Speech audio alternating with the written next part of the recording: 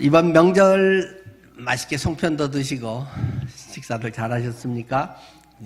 오늘은 오병이어에 대한 제목으로 설교를 하겠습니다. 떡 5개, 물고기 2마리를 통한 하나님의 기적을 오늘 보겠습니다. 요한복음 6장 1절에서 14절 말씀까지입니다. 요한복음 6장 1절에서 14절. 오병이어 기적.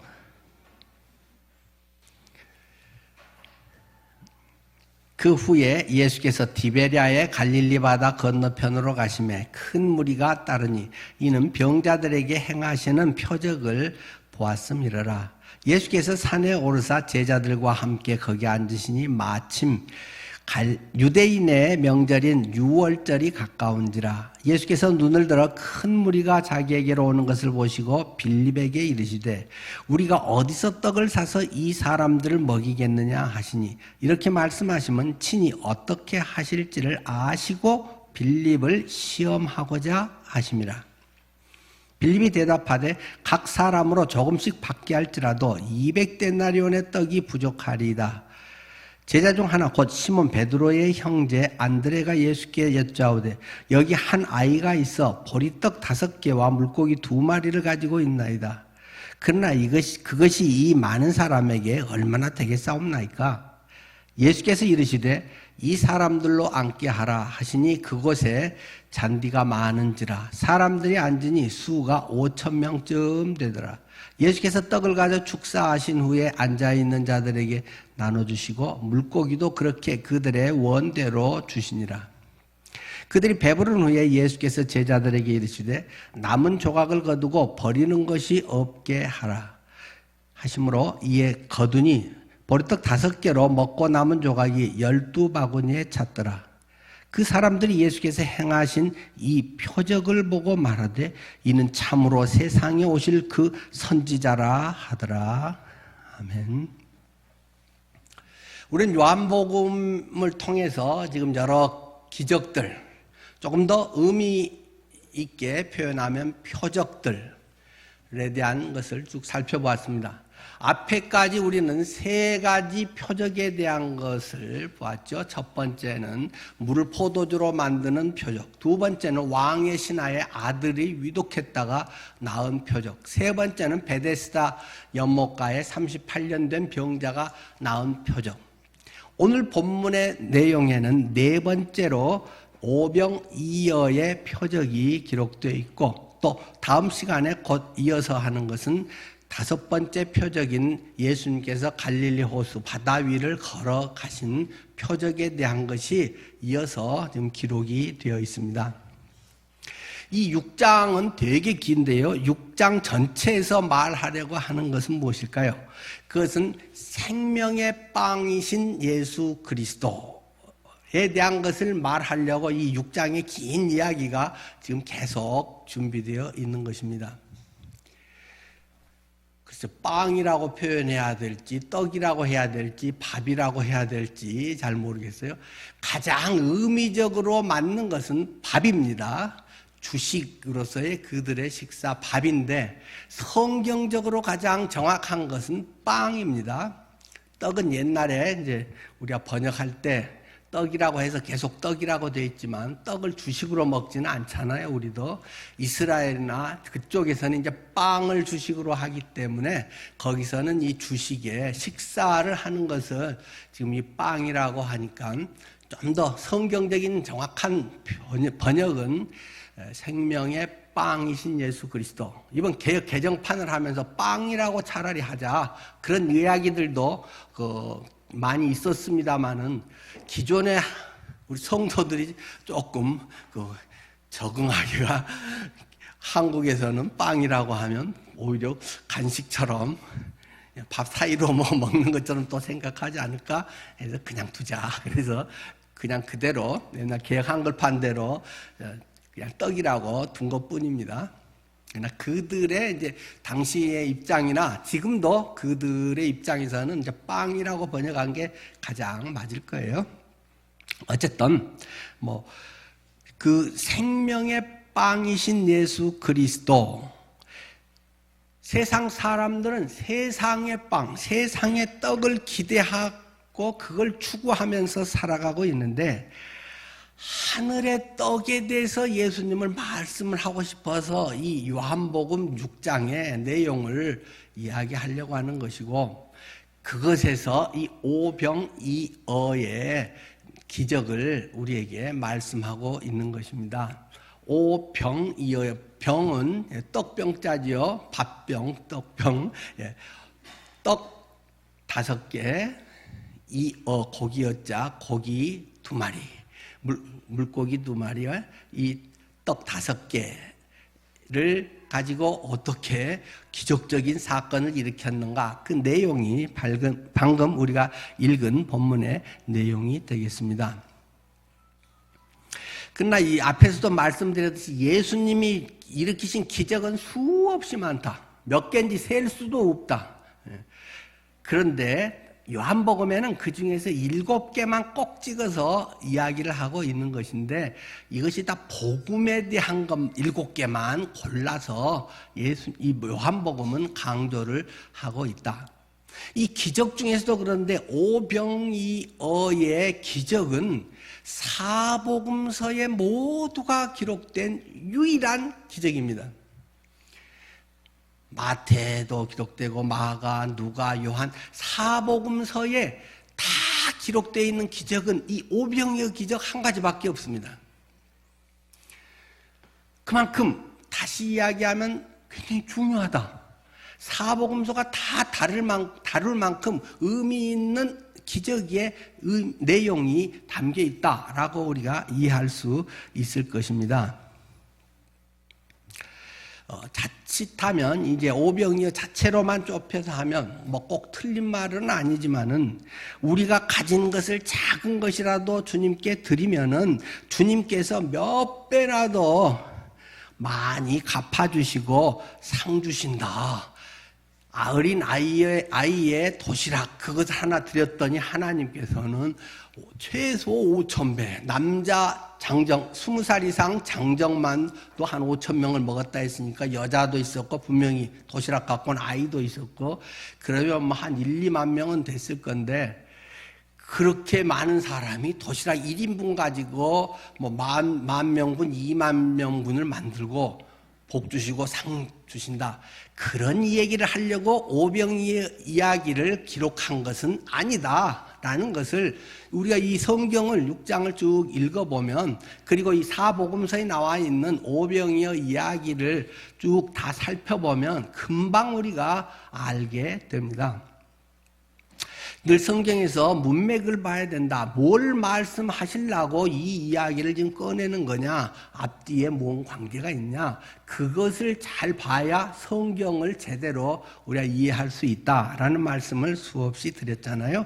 자, 그러면 우리가 오늘 본문의 말씀으로 들어가서 살펴보도록 하겠습니다. 그 후에 예수께서 디베랴의 갈릴리 바다 건너편으로 가시매. 갈릴리 바다, 이 명칭이 되게 복잡하고 많은 것 같아요.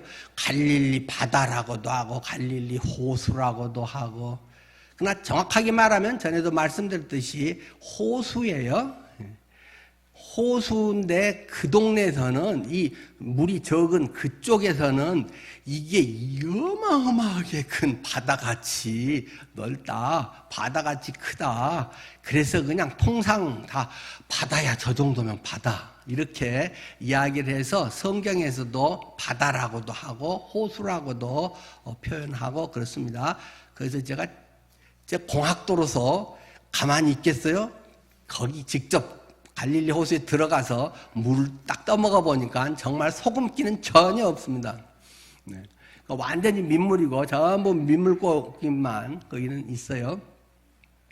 그런데 이제 엄청 크니까 통칭 그런 식으로도 쓰는 것이고, 오늘 본문에 보면 디베랴의 갈릴리 바다, 또는 디베랴 호수, 디베랴 바다, 뭐 이런 이야기도 많이 하죠. 디베랴는 이 갈릴리 지역에 있는 도시들 중에 제일 큰 도시가 티베리아 도시예요. 지금도 거기가 제일 번성하더라고요. 그래도 뭐 시골 뭐 그런 식이에요, 다. 이 티베리아는 여러분 잘 아시듯이 로마 황제 티베리우스 이름 따서 붙인 게 티베리아이죠. 그래서 그 동네에서 갈릴리 호수 주변에서 제일 큰 데가, 제일 뭐 유명한 데는 성경에서는 이제 가버나움입니다만은 실제로 사람 제일 많고 제일 번성한 데는 이제 티베리아이기 때문에 티베리아 호수, 또는 구약에서는 긴네렛 호수, 게네사렛 호수, 게네사렛 뭐 바다, 그 전체 주변이 갈릴리 지역이니까 갈릴리 호수, 갈릴리 바다, 뭐 이런 여러 가지 명칭을 쓰지만 다 똑같은 것을 그냥 이야기하는 것입니다. 자, 이 갈릴리 호수는 계란형으로 생겼습니다. 그 세로가 좀 길고 가로가 좀 짧죠. 그래서 이 예수님이 제2 고향처럼 지내셨던 이제 조금 그 위쪽에 서쪽에 있는데 이제 가버나움이고, 거기서 배를 타고 한 6.5km 정도를 쭉 가면 저쪽 끝이 벳세다입니다. 벳세다. 오늘 본문에 말하고 있는 것은 벳세다입니다. 디베리아의 갈릴리 바다 건너편으로 가심에 누가복음 9장에는 구체적으로 그것이 벳세다라고 이름을 지명하고 있죠. 그게 뭐 어떻다고, 좀 있다고 어떻다고가 이제 나오는 것입니다. 벳세다라고 하는 곳에 예수님이 이제 갔는데 사람들이 엄청 따라왔다는 거죠. 왜 따라왔냐? 그 당시는 아픈 사람이 많고 의료시설이 적은데 사람들이 엄청 나았다는 것입니다. 또 여기 누가복음 그 앞에 보면 이 사건 바로 앞에 예수님이 제자들을 보내서 그 복음을 전하고 많은 병자들을 고치게 했다, 그런 내용이 또 나와요. 그러니까 예수님도 병자들을 고쳤지만 제자들이 나가서 뭐 엄청 많은 사람들 병을 고쳤기 때문에 소문이 소문을 낳고 해서 예수님의 팬덤이 막 팍 생겼다는 것입니다. 막 BTS의 아미들이 막 엄청 이제 따라다니듯이 예수님을 따라다니는 사람이 엄청 많아졌다. 2절이죠. 큰 무리가 따르니 이는 병자들에게 행하시는 표적을 보았음이러라. 그래서 예수님께서 산에 오르사 제자들과 함께 거기 앉으시니, 이 산에 올랐다라고 이제 말씀을 하셨는데, 이 똑같은 본문이 이제 네 군데 다 있다고 그랬잖아요. 근데 이제 공관복음이 마태, 마가, 누가복음에는 광야 빈들에 있었다. 광야, 빈들, 광야에서 했다라고 합니다. 우리가 이걸 보면은 아마 이쪽이 상당히 좀 산의 높은 쪽인 것 같아요. 높은 쪽인데 그 산 그쪽에 굉장히 넓은, 한 1, 2만 명 정도가 앉아 살 수 있는 굉장히 넓은 이런 곳이 이제 실제로 있다고 그래요. 저는 이제 거기까지는 이제 못 가봤고, 차가 없어서 이제 그 지역을 쭉 걸어 다녔는데, 서쪽만 쭉 걸어 다녀서 동쪽은 이제 제가 답사를 안 해봐서 잘 모르겠어요. 네. 하여튼 그쪽에 이렇게 광야, 빈들이 이곳이 이제 많이 있어서 그 사람들이 1, 2만 명이 그곳에 있었다는 거죠.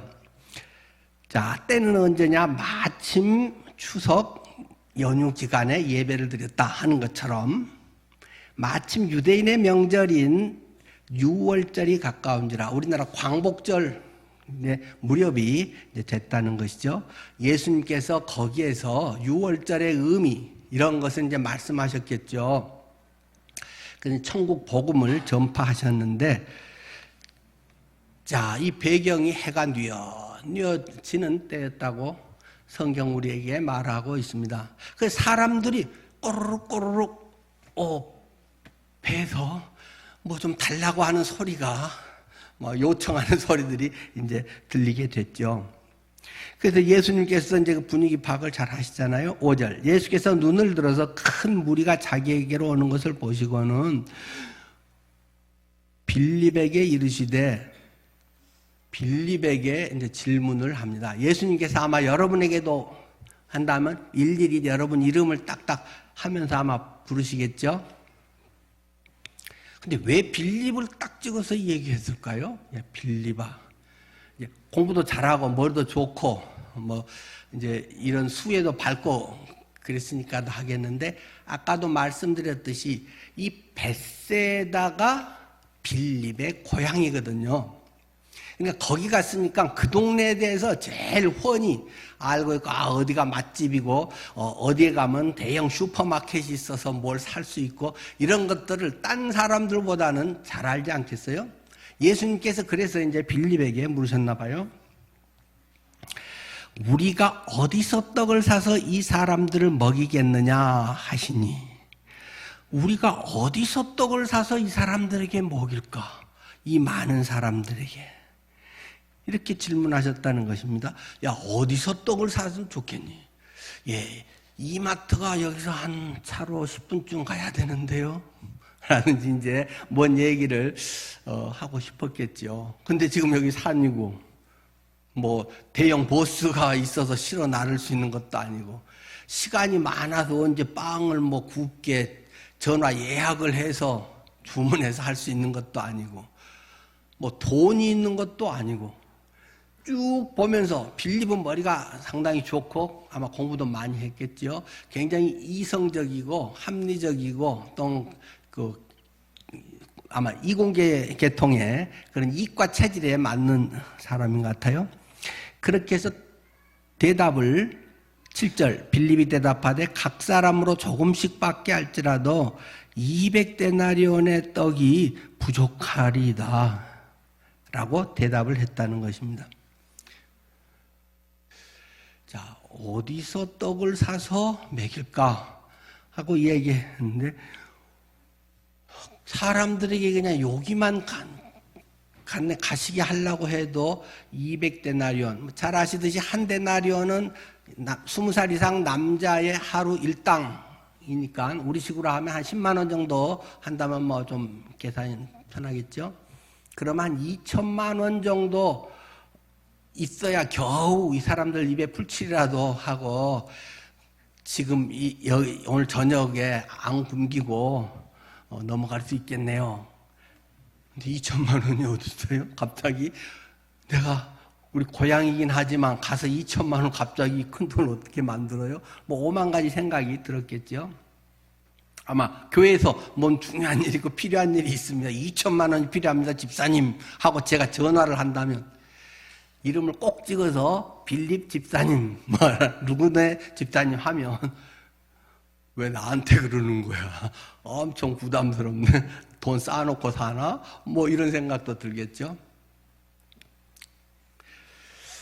그런데 주님이 오늘 본문에 보면 6절 이렇게 말씀하시면 친히 어떻게 하실 것을 아시고 빌립을 시험하고자 하심이라.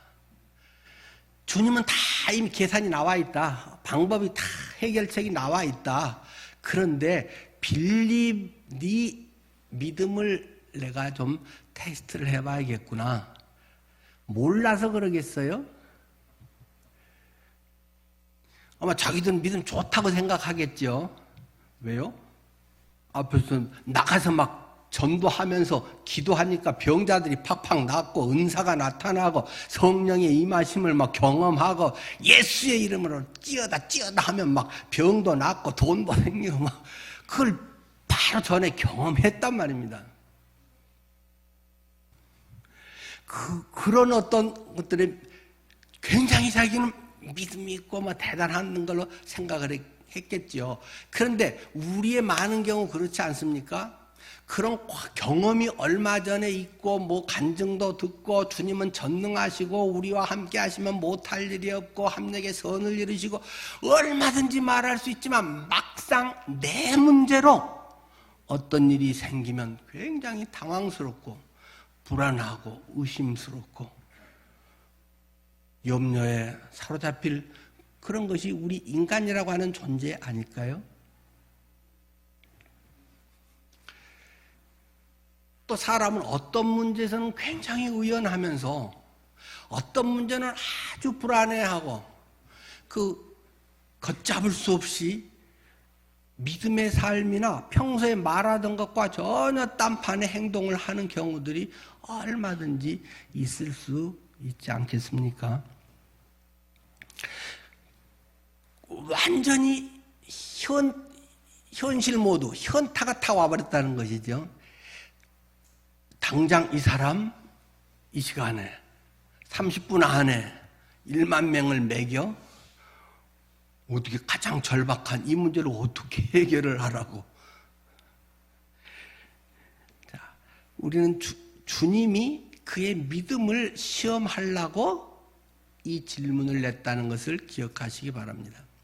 여러분의 삶에는 많은 질문이 있을 것입니다. 이해할 수 없는 일들이 다가오는 경우가 많을 것입니다. 생각지 않은 일들이 우리 인생의 복병으로 튀어나옵니다.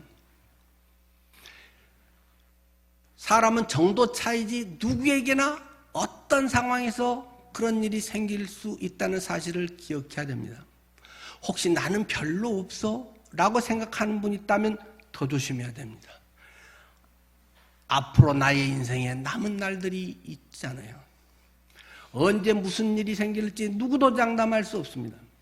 저는 이번 한가위 연휴를 보내면서 아내와 여러 얘기들을 하면서 우리가 60대까지 이렇게 살아서 지금 여기에 이러고 있는 것이 참 신기하다. 둘이 그런 얘기를 했습니다. 뭐 요즘 60대 아무것도 아니겠지만 지난 시간들을 파노라마처럼 어떨 때 기도하면서 지난 날들이 쫙 파노라마처럼 지나갈 때가 있습니다.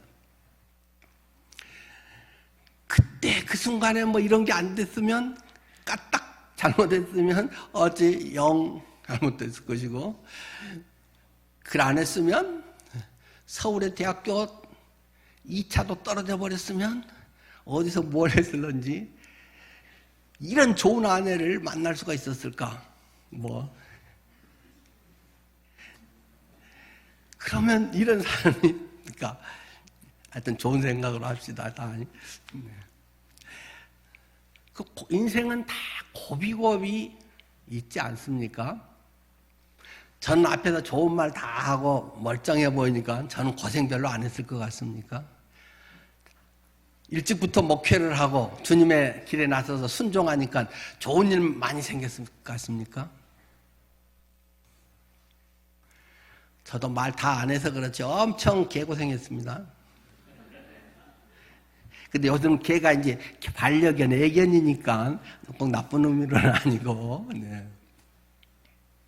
근데 그걸 성도님들에게 말할 수 있겠습니까? 가족에게도 다 말할 수 있겠습니까? 남에게 말하면 편견이 되잖아요. 저 사람이 내 남편을 힘들게 해. 그러면 내 아내가 그 성도를 볼 때 곱겠습니까? 그건 내 몫이고 그건 고스란히 내가 감당하고 가는 것이고 아내는 또 아내로 성도들을 사랑하고 성도들에게 최선을 다해서 속 없는 것처럼 또 실제 속도 없어요. 근데 그렇게 사는 것이고 모든 걸 알고 다 이야기한다고 좋은 것도 아니겠고 그럴 수 없잖아요. 여러분들 똑같지 않습니까? 부모에게 여러분의 힘든 걸 다 얘기할 수 있나요? 얘기하면 또 해결이 되나요? 조금 해결이 되죠. 내 어려운 돈에 막 쪼달리면서 자식에게 부모가 요새 살기 너무 어렵다. 생활비 좀 올려주라. 니들은 용돈을 그렇게 조금밖에 안 주냐. 그런 얘기 할 수 있나요? 남에게 빌릴지언정 자식에게 이야기하기 더 어려운 거 아닌가요? 인생에게는 누구나 그게 삶의 당연한 한 모습이라는 것입니다. 인생에는 누구나 다 말할 수 없는 고통과 아픔과 쓰라림이 있는 것입니다. 그런데 문제는 그게 나쁜 거냐? 그게 늘 없어야 하는 거냐? 거기에는 크리스찬에게는 새로운 각성을 갖게 합니다. 예수님은 왜 짓궂게 어떻게 할지를 다 아시면서 요한을 찌르는 겁니까? 빌립을 찔러서 물어보는 겁니까? 그냥 너희 제자들 너희 생각은 어때? 이러면 좋은데 빌립아 불러가면서 효연아 니는 뭐 이렇게 하면 얼마나 저한테 직접 전화해갖고 하면 얼마나 스트레스 받겠어요? 시련은 믿음의 근육을 강화시킵니다. 건강해지기 위해서 우리가 근육 하나만 생각한다면 근육을 강화하는 데는 의학책을 열심히 보면 근육이 강화되나요?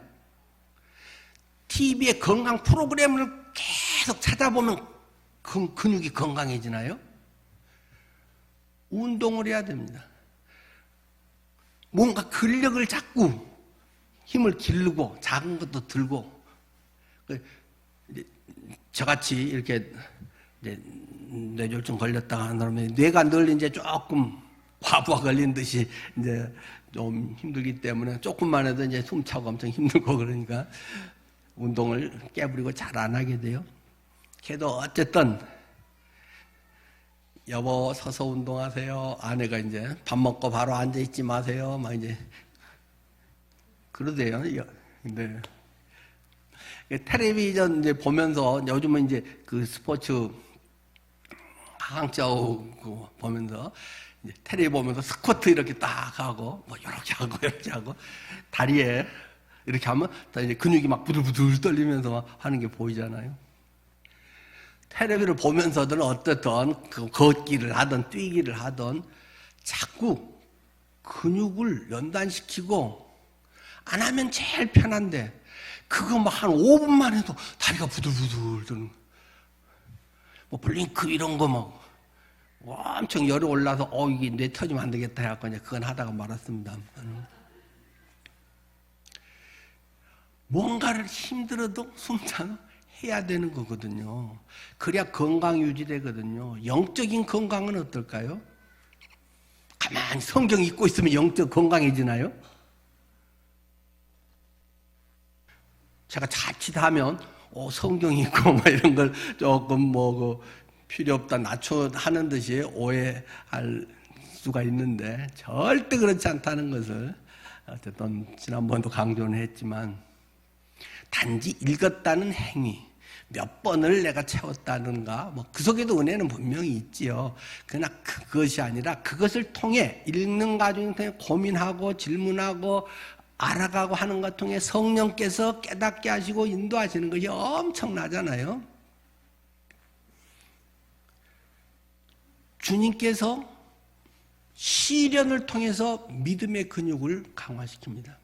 그리스도인답게 성숙되게 하는 것은 지적으로 많이 알아서가 아니라 삶을 통해서 맞부딪혀서 그 속에 고민하고 갈등하고 때로는 실망하고 하나님께 울부짖어 기도하고 이해가 안 돼요 하나님.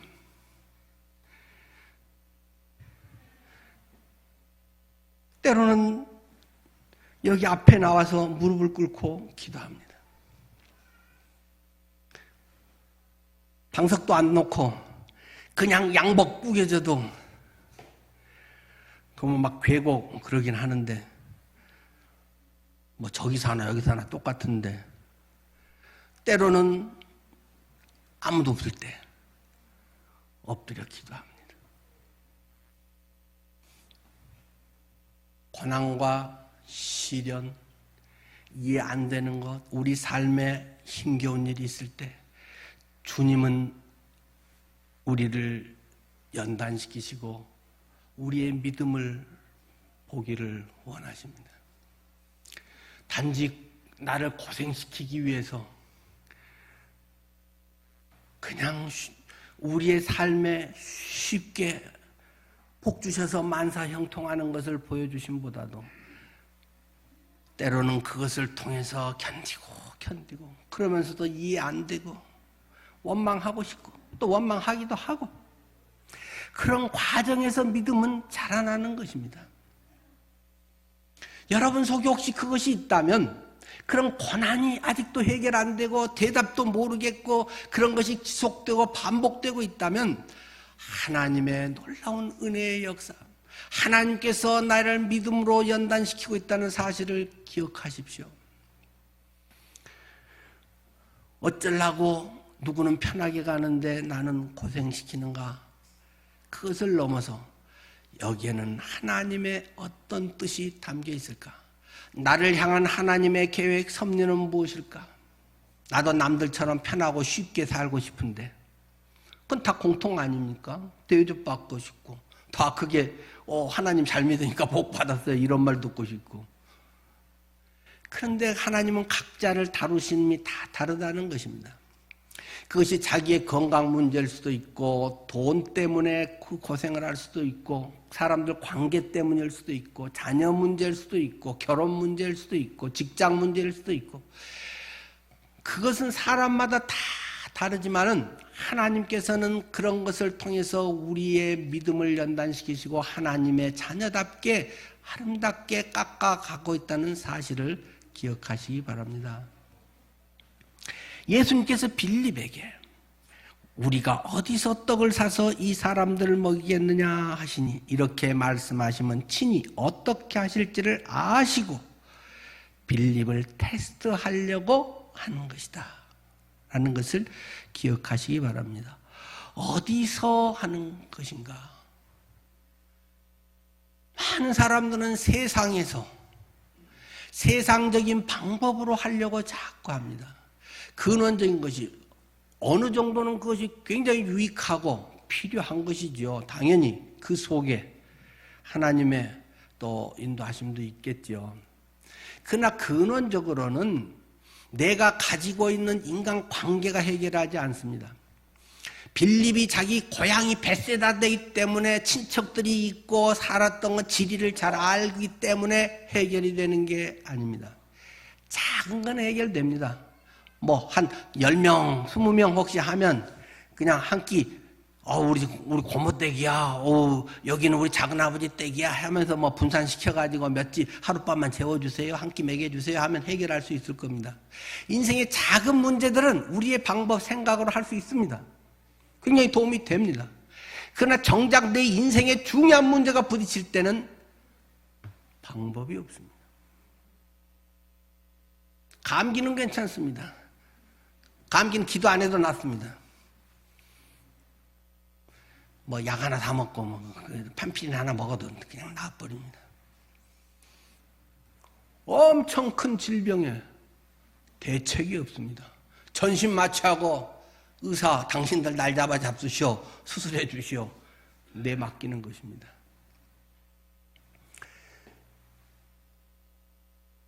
우리는 자꾸 내가 가진 어떤 지식, 나의 어떤 뭘로 해결하려고 하는 것이 우리 몸에 쩔어 있습니다. 나의 빅데이터, 내가 지식이 많아, 정보가 엄청 많아. 요새는 정보가 재산이고 정보가 권력이고 정보가 돈이다. 굉장히 도움이 됩니다. 그러나 궁극적으로는 세상적인 것에서 인간의 근원적인 문제가 해결되지 않는다. 하늘의 것에서 해결되는 것이다. 해결되는 본질은 어디서? 세상에서가 아니라 하나님에게서. 그 전능자라는 걸 네가 병 고치면서도 맛보지 않았느냐 하는 걸 주님은 말합니다. 그러면서 다시 눈여겨서 보면 그 질문에는 지금까지는 네가 어디서 할 수 있겠냐라고 물어본 줄 알았는데 주어가 1인칭 복수란 말입니다. 우리가 라고 주님은 얘기하고 있다는 사실이 새삼 눈에 들어옵니다. 네가 어찌 해볼래가 아니라 우리가 어디서 떡을 사서 이 사람들을 먹이겠느냐. 예수님을 포함하고 있다는 것입니다. 우리는 순간순간에 예수님을 빼먹어버립니다. 내가 뭐 한 건 내 시련을 내가 견뎌야지, 내가 어떠고 자꾸 거기에 집중하다 보면 예수님은 사라진 것이 사라져버리고 그냥 나의 인내력과 나의 뭔가로 버티는 것 같이 생각할 가능성이 있습니다. 주님은 내가 네랑 함께 있어. 이 근원은 세상적인 방법이 아니라 하늘의 방법, 하늘에서 온 생명의 떡, 하늘에서 온 떡. 이제 6장 뒤에서 그 얘기 막 예수님이 엄청 길게 얘기하십니다. 막 지루하게 얘기하십니다. 그 이야기를 하고 싶은 것이 예수님이 이 오병이어 사건을 만들라고 일부러 그쪽에 사람들 모으고 해가 뉘엿뉘엿지는 시간까지 끌고 있었다 이겁니다. 우리의 삶 속에서 예수님이 주인인가? 과거의 주님과의 동행과 경험과 감격과 엄청난 능력들이 있었다 할지라도 오늘 나의 삶에서 예수 그리스도가 동행하시는가? 그리스도가 나와 함께 하시는가를 네가 인정하고 그분과 함께 하느냐 하는 것을 성경은 우리에게 묻고 싶은 것입니다. 자, 그렇게 해서 이제 8절에 오면 제자 중에 하나가 곧 시몬 베드로의 형제 안드레가 예수님께 여짜오되 여기 한 아이가 있었는데 그 도시락 열어보니까 보리떡 5개하고 물고기 2마리가 들어있네요. 그러나 그것이 이 많은 사람에게 얼마나 되겠습니까? 뭐 이까짓 거 이렇게 하고 갖고 왔다 이겁니다.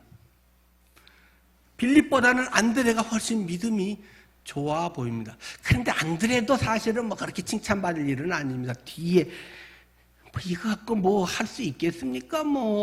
이런 것도 있었지만 안드레가 나가서 야야 그래도 뭐 좀 해보자 우리가 그 뭐 먹을 거 없냐 하고 찾아온 게 아니더라 이겁니다.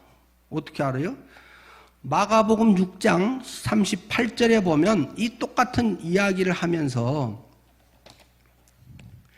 마가복음 6장 38절에는 7절부터 보면 예수님이 대답하여 이르시되 너희가 먹을 것을 주라 하시니 여짜오되 우리가 가서 200데나리온의 떡을 사다 먹이리까? 이르시되 너희에게 떡 몇 개나 있는지 가서 봐라 하시니 알아보고 이르되 떡 5개와 물고기 2마리가 있나이다. 이것도 먼저 예수님이 야야 가서 좀 찾아봐. 혹시 이 중에 먹을 거 뭐 있지 않겠냐? 하니까 제자들도 어떻게 보면 마지못해 가서 혹시 먹을 거 있으면 좀 내놔봐요. 근데 아마 어떤 어른은 그냥 밑에다 꿈치고 있고 이제 나 혼자 있다 내 먹기도 볼 텐데 그런 사람도 아마 있겠죠. 근데 아이가 여기 있는데요 해갖고 이제 갖고 와서 여기 있긴 있어요. 근데 이거 갖고 뭐 어쩌라고요? 이거 갖고 뭐 도움 되겠어요? 이게 주님께 뭐 쓰임 받겠어요? 이러면서 안드레가 가져왔다는 거죠. 근데 이 뚜껑 열어보니까 보리떡 5개와 물고기 2마리가 있었다. 공관복음에는 이런 말을 하는데 요한복음에만 유일하게 보리떡이라고 기록하고 있습니다. 그것이 보리로 만든 떡이었다. 우리말로 하면 보리개떡이다 이겁니다. 그 당시엔 가난한 사람들이 먹던 음식입니다. 빈민들 그리고 때로는 동물들에게도 줬던 것이 이 보리가루로 해서 먹이고 하던 거 굉장히 싸구려 또 하층민이 먹던 음식이었다라는 걸 요한복음은 구체적으로 그것을 이야기하고 물고기 2마리도 조금 이제 좀 상품이 되는 거 괜찮은 등급이 있는 헬라어가 있고 이제 싸구려 이거는 그냥 떠리로 그냥 막 배 터지고 그 이제 생선 중에도 머리 찌그러지고 막 이런 거 있잖아요. 싸구려 이제 그런 거 헬라어 원어는 그런 것에 쓰는 단어를 사실은 써놨어요. 그러니까 그냥 이제 그 집이 가난한 소년이 엄마가 그래도 정성껏 보리개떡 5개 하고 조그마한 아마 정어리만한 거 2마리 그거 이제 막 이게 뒤틀리고 막 한 걸 이제 줬다 이거죠.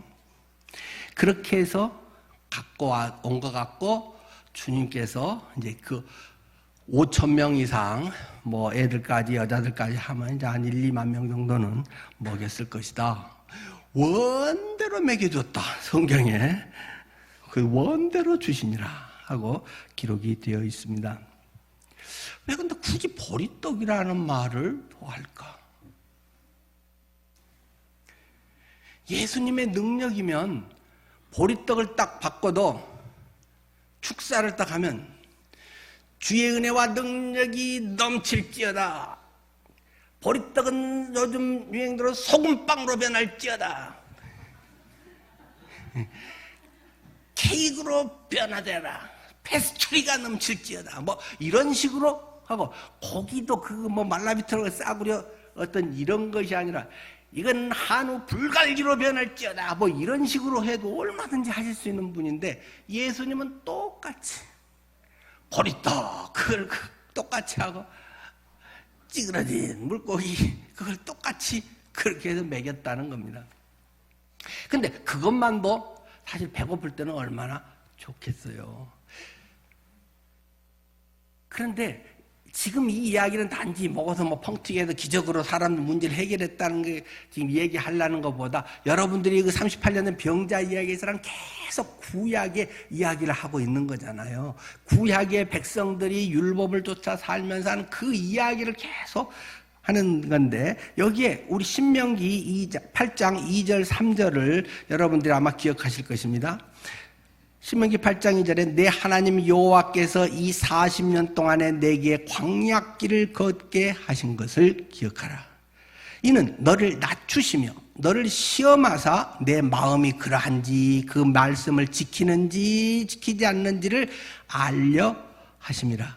너를 낮추시며 너를 줄이게 하시며, 또 너로 알지 못하며 내 조상들도 알지 못하던 만나를 내게 먹이신 것은 사람이 떡으로만 사는 것이 아니요 여호와의 입에서 나오는 모든 말씀으로 사는 줄을 내가 알게 하려고 만나를 먹인 것이다 라고, 모세는 그가 이제 죽기 전에 지금까지의 걸 쫙 압축해서 설교를 한 내용이 신명기잖아요. 니들을 테스트하려고 그런 것이야. 만나의 이야기를 예수님이 이제 6장에서 이제 계속 길게 이야기를 이제 계속 이제 뒤에서 하십니다. 왜 갑자기 만나 얘기로 튀었어, 이게? 그게 이제 목적이기 때문이죠. 사람들은 나와서 광야에서 먹을 거 하나도 없고, 애굽에서 갖고 온 거 먹고 며칠이나 가겠어요? 다 떨어지는데. 그래서 이제 우리 굶어 죽어야 되나? 여기 정착해서 농사를 지어야 되나? 할 때 갑자기 하나님은 만나를 주셨다. 처음엔 엄청 기뻐했다는 것입니다. 만나는 꿀 섞은 과자 같고 이렇게 맛있는 게 있어? 막 배고플 때는 뭘 줘도 막 맛있고 달고 그러잖아요. 근데 이제 이게 메뉴가 맨날 똑같다는 말입니다. 40년 동안 메뉴가 똑같습니다. 그러니 막 불평이 나오지요. 오늘 교회에서 점심 때 이거 먹었는데 엄마는 저녁에 또 싸와가지고 저녁 때 또 이거를 주냐고. 어제 먹던 거를 또 냉장고에 내놨다가 그냥 대패만 또 주냐고. 그런 사람은 없겠지만은, 이 사람들이 처음에는 그냥 그것도 감지덕지 배만 안 고프면 그냥 배고리만 해결되면 되는 줄 알았는데, 뭐 없이 살 때는 그냥 배만 안 곪고 살면 좋겠다. 아이고 내 새끼들 배는 안 곪어야지. 방법이 없다. 옆집에 양자라도 가서 배는 굶지 말고 살아라. 그래서 뭐 옛날 양자 보내기도 하고 그랬잖아요. 근데 조금 지나니까 에이 맛도 없고 맨날 이게 뭐야 하면서 막 불평이 막 나왔다는 것입니다. 늘 그럴 때 이제 비교 의식에, 애굽에서 우리가 살 때는 부추도 먹고 마늘도 먹고 고기도 먹었는데 이거 뭐야 맨날 단일 메뉴로 삼시세끼 니들도 먹어봐 하고 막 여러분에게 주고 싶겠죠. 그러니까 하나님께서 고기가 그렇게 먹고 싶냐? 땡겨? 원대로 먹어봐 해가지고 메추라기를 내보내갖고 막 엄청 먹여줬다 그러잖아요. 막 입에서 고기 막 요즘 명절에 계속 가는 데마다 막 고기 줘가지고 혹시 느끼한 분 있나 모르겠어요. 근데 하나님께서 그것이 얼마 동안요? 한 달간. 40년 광야길에서 한 달간. 그러고 나서 됐냐? 잘 먹었어? 이것들아 먹는 게 그렇게 니들 인생 전부야? 하고 막 엄청 혼낸 얘기가 이제 성경에 있잖아요. 만나 하나님에게서 온 거고 좋은 거지만 여러분이 예수님을 처음에 믿고 주님의 은혜와 능력과 새로운 법 믿는 것 같고 와 그 어디나 하늘나라 뭐 초가 삼간도 나는 만족하네. 옆에 집사님이 그냥 45평짜리 아파트를 샀는데 나는 막 24평만 계속 산다. 성질이 난다는 것입니다. 뭔가 그 속에 계속 남들은 먹는 맛있는 거 먹고 어디 맛집에 다니고 뭐 하는데 맨날 된장국만 먹고 교회에서 남은 것만 갖다 주면 맨날 먹이고 뭐 우리 집 얘기 기도 조금만 합니다. 저는 평생 한 번도 반찬 투정 해본 적이 없습니다. 저는 무조건 감사합니다. 만나라고 하는 것 하나님의 은혜고 감사고 그런 거였는데 보리떡이다 이겁니다.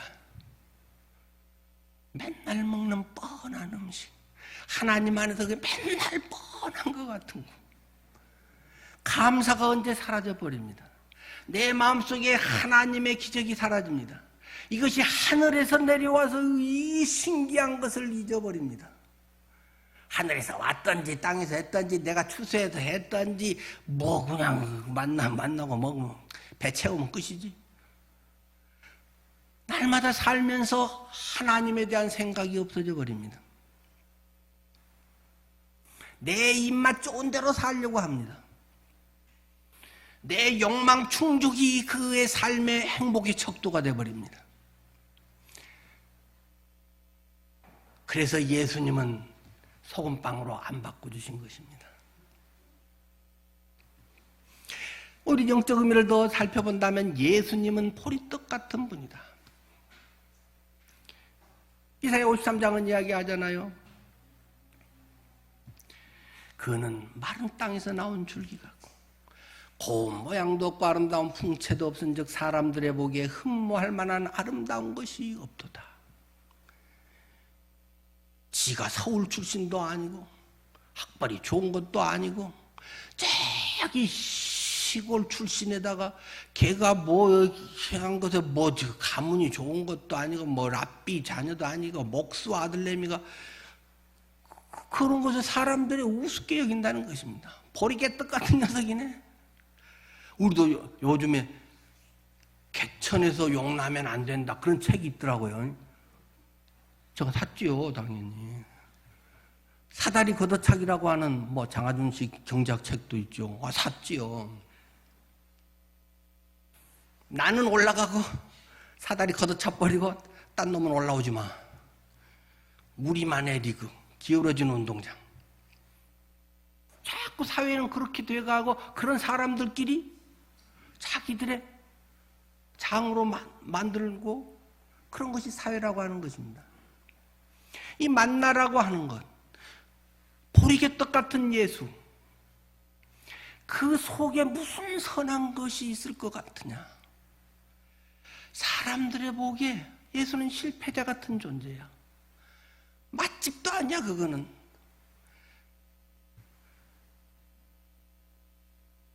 예수의 실패 같은 것이 우리의 인생을 살릴 수 있는 능력이다. 바울은 고린도 교인들에게 이야기하고 있지 않습니까? 자, 어쨌든 그 예수 그리스도의 어떤 그런 모습을 우리가 이제 맛볼 수는 있을 것이고, 이 오병이어의 표적은 생명의 빵이신 예수 그리스도를 보여주려고 그 설명을 하려고 도입으로 하는 것에 불과하다는 것입니다. 6월절 무렵이었다. 어린 양의 이야기를 그들에게 상기시키려고 하는 것입니다. 그 빈들 광야였다. 광야의 이스라엘 백성들이 그렇게 아무 대책 없이 그때 만나를 먹이신 하나님을 기억하게 하려고 이 빈들 6월절 무렵에 예수님은 오병이어의 기적을 일으키고 있다라는 사실입니다. 주님 그분 앞에 우리의 인생은 어떠면 참 내 입맛대로 가고 싶은 그런 것이 좀 많지 않을까 하는 생각도 해봅니다. 이런 명절에 대한민국 같이 잘 먹고 사는 나라가 세계에 몇 개나 되겠습니까? 세계 경제 대국의 10위권에 오락내리락하고 있는 이 대한민국. 이곳에서도 오히려 불행지수, 행복지수가 떨어지고 불행지수는 높아지고 죽고 싶어하고 우울증에 시달리고 있는 사람들이 수없이 많아지고 있는 우리 대한민국. 이것은 좀 더 잘 먹고 연봉이 높아지고 우리가 원하는 것이 해결된다고 되지는 않을 것입니다. 너희를 굶주리게 하고 광야길을 걷게 하시는 것은, 너희를 시험하고 만나를 먹이신 것은 사람이 떡으로만 사는 것이 아니요 하나님의 입에서 나오는 모든 말씀으로 사는 것이라는 것을 가르쳐주기 위해서 만나를 먹인 것이다. 성경은 우리에게 이야기를 합니다. 여러분은 영적인 식사의 식욕이 왕성하십니까? 말씀을 읽고 기도가 나를 사로잡고 거기에서 힘이 나고 그 말씀을 붙들고 내가 새롭게 이겨나는 그러한 힘이 내 속에 차고 넘치시나요? 아니면 하나님께서 내 모든 기도의 제목, 내 모든 소원을 다 이루어 주시는 것이 나의 바람의 혹시 대부분은 아닐까요? 먹고 사는 것은 굉장히 중요한 문제이고 성경은 결코 그것을 소홀하게 이야기하지 않습니다. 여기 본문에서도 그것이 초점은 아니었지만 그들의 배고픈 것을 주님이 보시고 갈 것 없다 너희가 먹을 것을 주어라. 그들에게 먹어야 된다는 걸 먹일 것을 제공하고 있다는 사실로도 주님은 우리의 생계 문제를 굉장히 중요하게 여기고 있다는 사실을 엿보게 합니다. 마태복음 6장은 우리에게 말하지 않습니까?